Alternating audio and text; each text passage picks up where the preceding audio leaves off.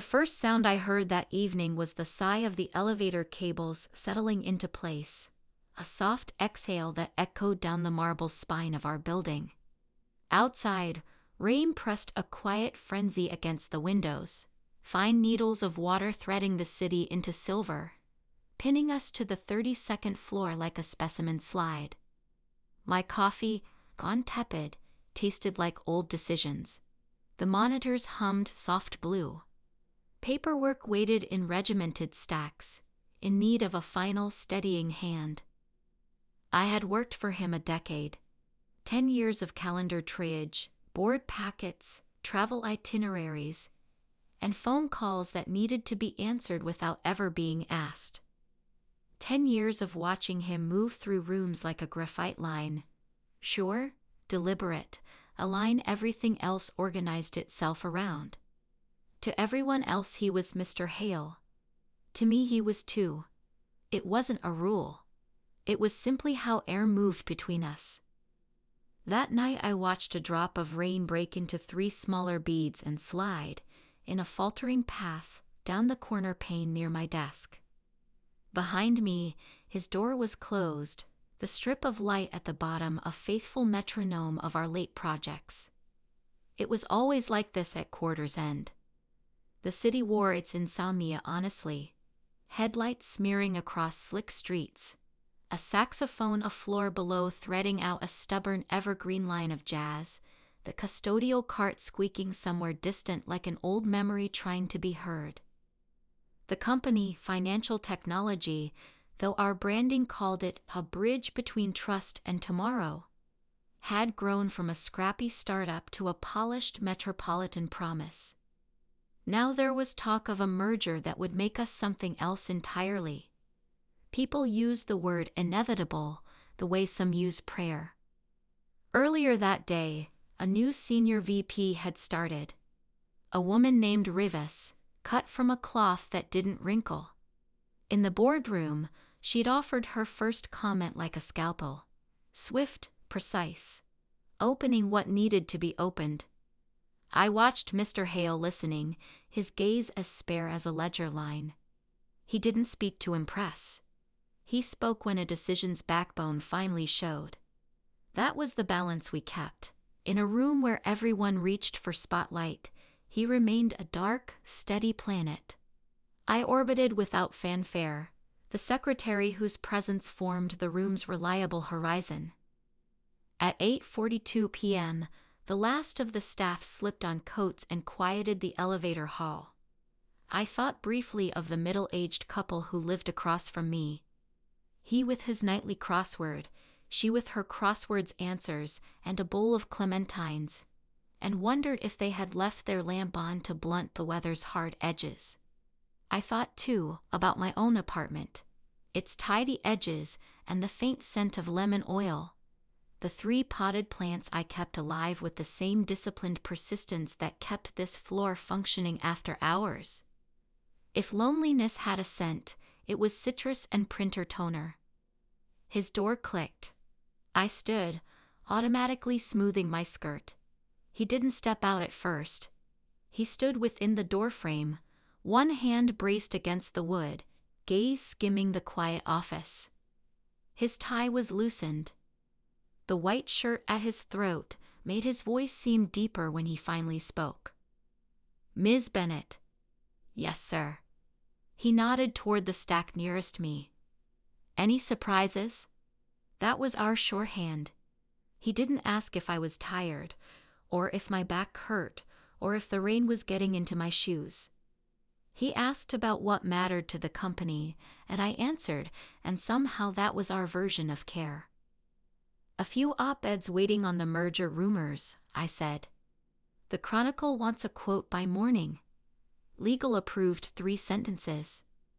I offered the printout and saw the faintest flicker at the edge of his mouth, amusement at the word approved. It always struck me how someone could live so relentlessly inside discipline and still hold a private kindness under it like a light. Maybe that was what respect was, knowing a softness existed without ever needing to touch it. "Thank you." He took the pages. His hand brushed mine. No deliberate thing, just a shared plane of gravity. Breath caught in my throat before I commanded it back to pace. He retreated to his office again. The strip of light narrowed, widened, settled. I returned to triage. I sent the soft-voiced regret to inform you emails that high places require. I confirmed a breakfast with the bank. A luncheon with the city wing that couched itself as innovation yet asked for more than they offered. At some point the jazz below shifted to something older, a standard that wore its own nostalgia like a raincoat. Misty. The saxophone bent time until it fit the hour. In the partly reflective glass, my face hovered above the skyline like a watermark. 10 years. I could measure them by haircuts and software updates, by promotions I had declined, politely smiling, because I loved the exactness of my work here. Making sense of the moving pieces, smoothing the path, carrying the 1,000 unglamorous details no one else had hands to hold.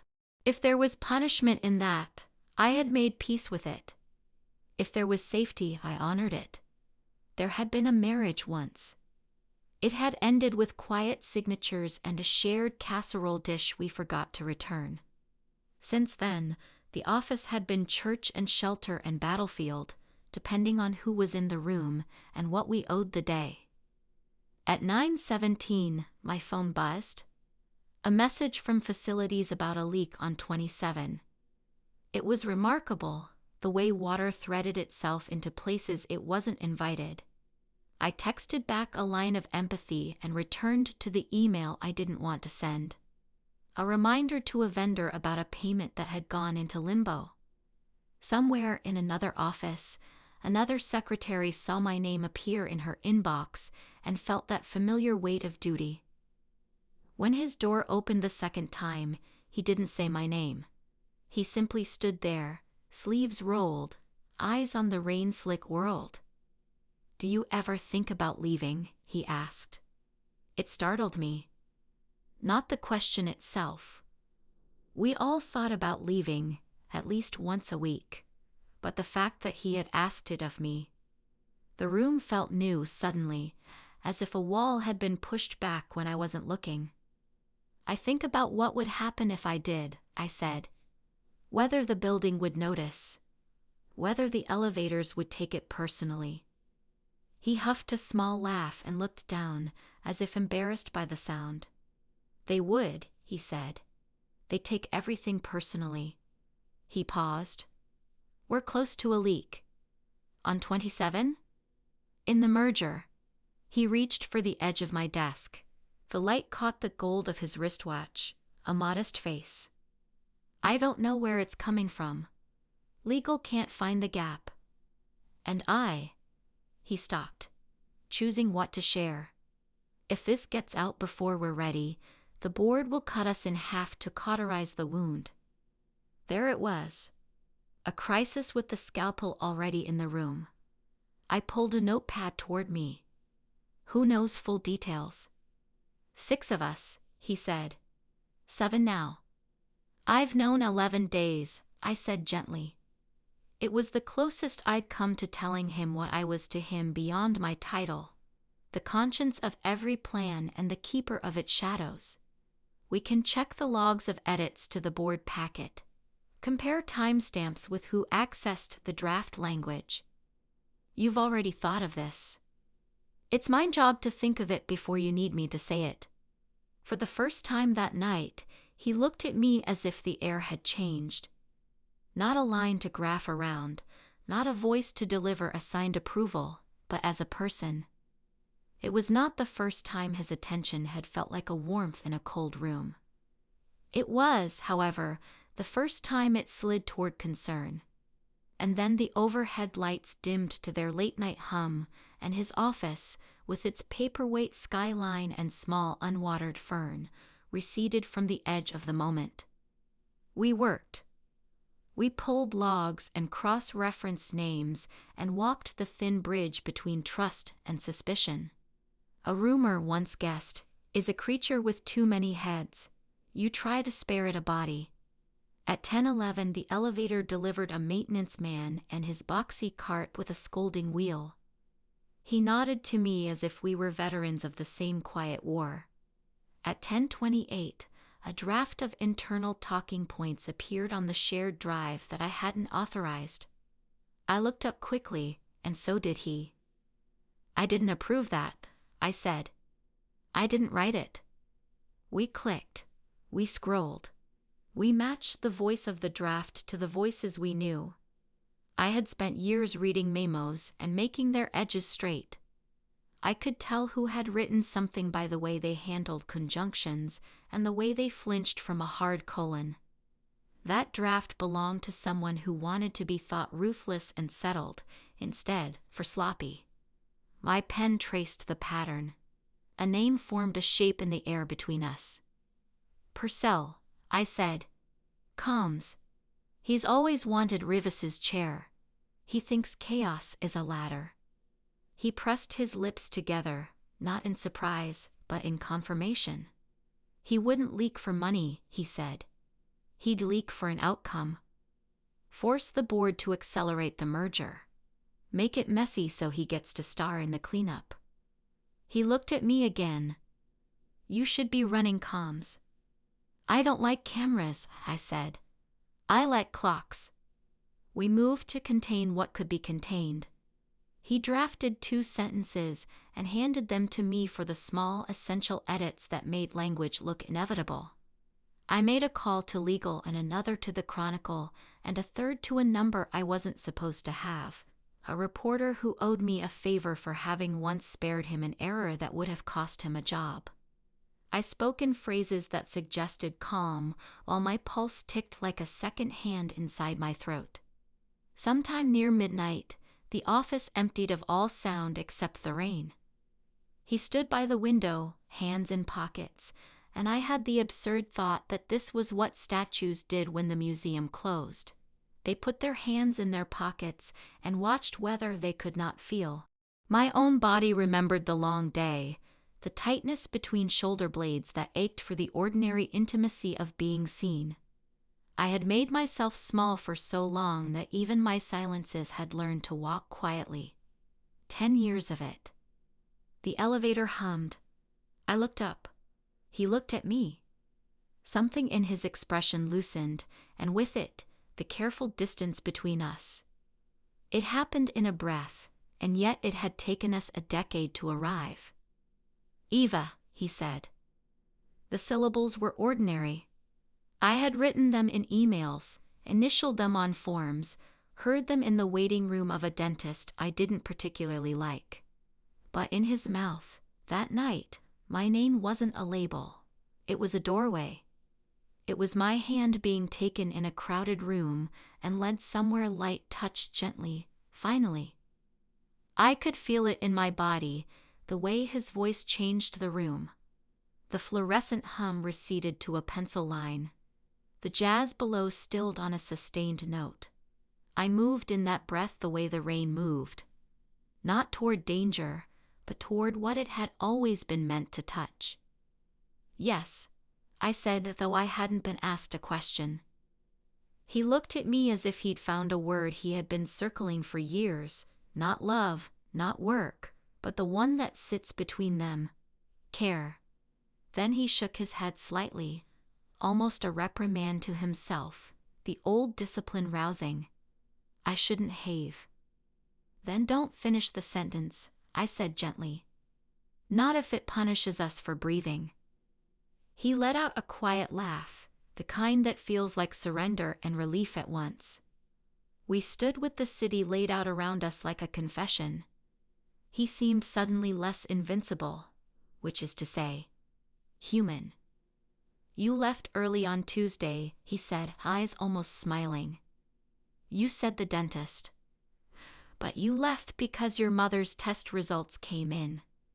He held up his hand when I began to protest. "You didn't say it. You didn't need to. You never ask for anything. It's what makes you invaluable. It's what I hate about how this place uses you." The transparency of being known can make the strongest person lean. I breathed in, and for a second, the office blurred. "She's fine," I said. "This time, a scare. That's all." "I've had one of those," he said. "A scare that teaches you the size of the room you're alone in." He looked past me at the rain. "I had a marriage. You know that. You know everything. But you don't know that the hardest part of the divorce wasn't the papers. It was returning to a home where everything recognized me, and nothing knew me." He closed his eyes briefly. "It's been 5 years. I'm good at being useful. I'm less good at being in the room where I am." The longer someone keeps the world orderly, the more profound it feels when they allow mess into a single sentence. I felt the impulse to reach for him like the impulse to steady a precarious stack of plates. Instead, I sat down deliberately to save us from the precipice of sympathy becoming something it couldn't be yet. He sat too. Our chairs faced the windows, the long lacquered table between us for appearances, not boundaries. We talked quietly about nothing and everything. About Rivas's competence and Purcell's dangerous hunger. About the box of old paperweights in the supply closet no one had thrown out. About the way the elevator's hum had a B-flat to it if you listened closely. The intimacy wasn't in confessions so much as in the absence of the roles we always lifted between us when others were around. He said my name again once, soft, like a proof. "Eva." The room didn't break. The sky didn't resolve. It simply felt true. When the emergency was finally contained, when we had built a fence sturdy enough to keep a premature story from running down the street, we looked at the time and laughed quietly at our unremarkable heroism. It was 1:06 a.m., a time when choices feel fresher than they are. He stood to walk me to the elevator. His hand hovered at the small of my back, polite, hovering, a presence without presumption. My breath remembered its old, quickened beat, and then slowed in a new way that felt like trust. "Tomorrow we'll have to bring HR in," he said. "The rumor of a rumor has already started in the break room." I thought of the whispers that wear the hallways like perfume, who sat too close in the conference room, who left late on the same night, who paused in the elevator and didn't look at their phones to pass the time. We were both old enough to understand the economy's gossip ran on in offices. Envy, assumption, the stubborn need to narrate someone else's life as a cautionary tale for your own. "They'll say I stayed late to make your life easier," I said lightly.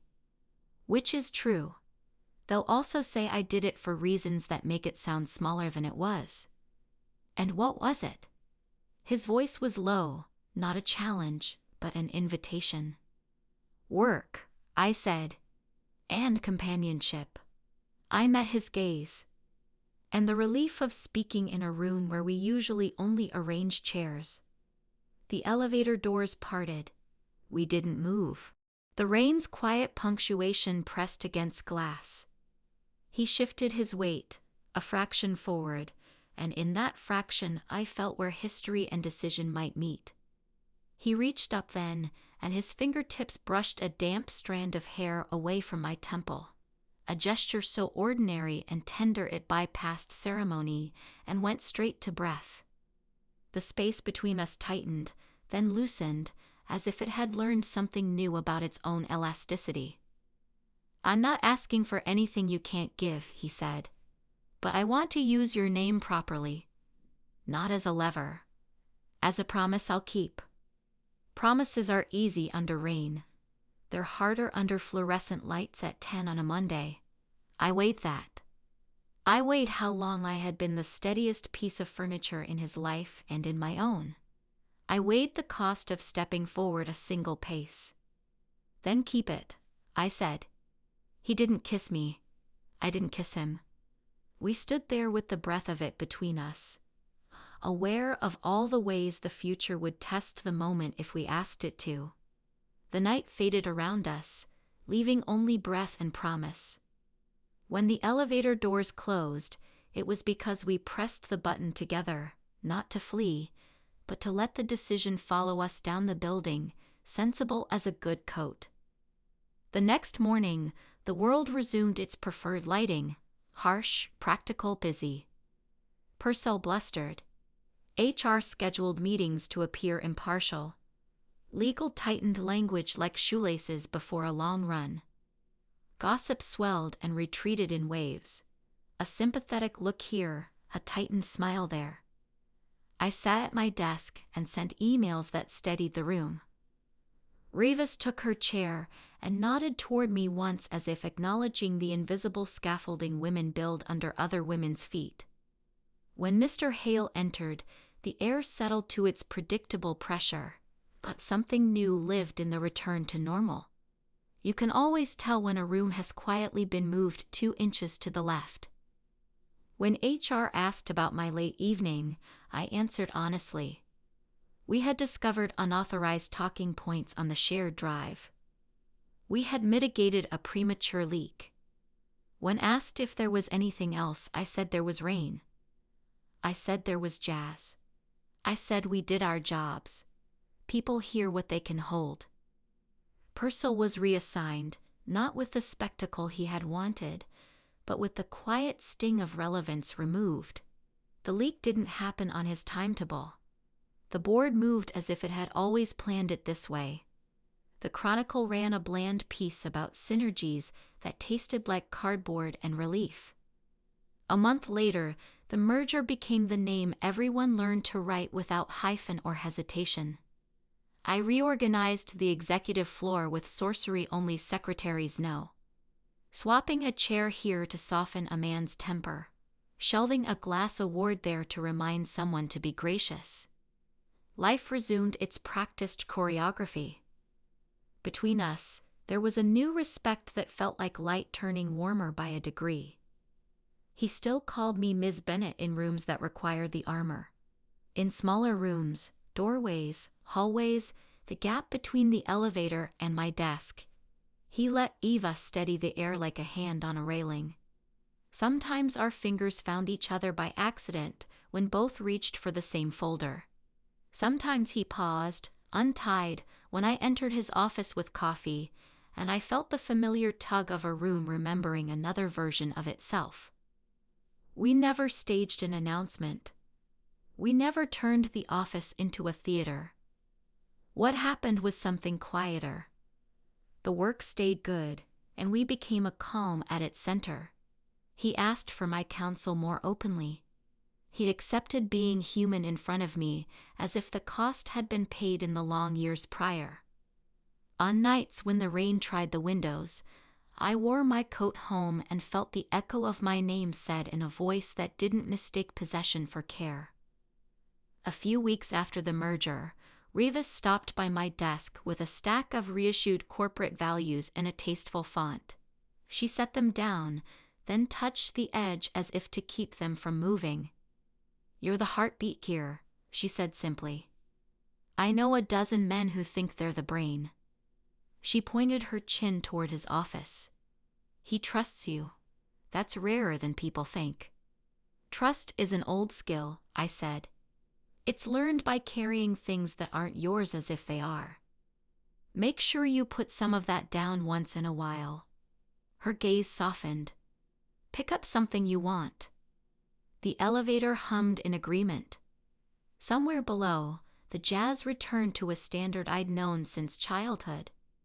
In my bag, a paper with my mother's most recent results rustled, "Still fine." In my top drawer, a small card announced an evening class in archival studies I had thought about taking for years. A way to put my love of order and story into a space where history and care were explicitly the point. Statistically, people don't change careers at my age. Statistics, like rumors, are poor narrators of singular lives. That evening, before I shut down my station, he stepped out and paused at my desk the way one pauses at a threshold to a room they want to enter without claiming. "Eva," he said, and even after weeks, it still felt like the right key turning. "Yes." "There's a charity dinner next Friday," he said. "I'd like you to attend, not as staff." He watched my face, and I watched his, and what passed between us wasn't anxiety, but a practical assessment of weather and roads. It would rain. The city lights would lean over us like a row of curious old men. The camera flashes would try to make a story out of a posture. People who had never put a hand on the scaffolding would assume they knew where its bolts were. "We can go," I said. "We can also meet afterward for coffee, somewhere no white tablecloth will lie about who we are." His relief looked almost like a smile. "Coffee," he said. "I prefer clocks anyway." On Friday, I put on a black dress that did nothing remarkable except fit. He wore a darker suit than usual, as if color might owe us discretion. We executed the choreography. Greetings, the warm handshake of a donor whose faith in finance sounded like a song she couldn't stop humming. We left before the speeches made themselves believe they were history. Then we went to a cafe that kept its lights low and its cups warm. We sat side by side in a corner, not to hide, but because corners are where rooms admit their shape. We talked about the company's new direction, about my evening class start date, about his visit to a museum we had both forgotten we loved. There was no declaration to bind us to a narrative anyone else would recognize. There was only a comfort, a good one, that grew the way ivy does, quietly up the wall you've both leaned against for years. Months later, on a late spring evening when the rain finally permitted the city to pretend it was summer, we walked past the building where jazz survived despite everything, and he reached for my hand as if he were picking up something he'd left on the table and finally remembered was his. The office lights dimmed one by one above us, tiny sunsets in open-plan deserts. I looked up and saw our floor go from bright to a warm nothing. The windows kept our reflections for a second, then released them back to us. He said my name once more low, not to summon me but as acknowledgement, that I was there, that I had always been there, that being called and being known aren't the same thing but can become, with work and an honest night, part of the same old music. I squeezed his hand. Small signal, sturdy meaning, and we kept walking. The city did what it always did. Leaned, hummed, pretended it had discovered something new. We had not discovered anything. We had recognized it. That is rarer. That is enough.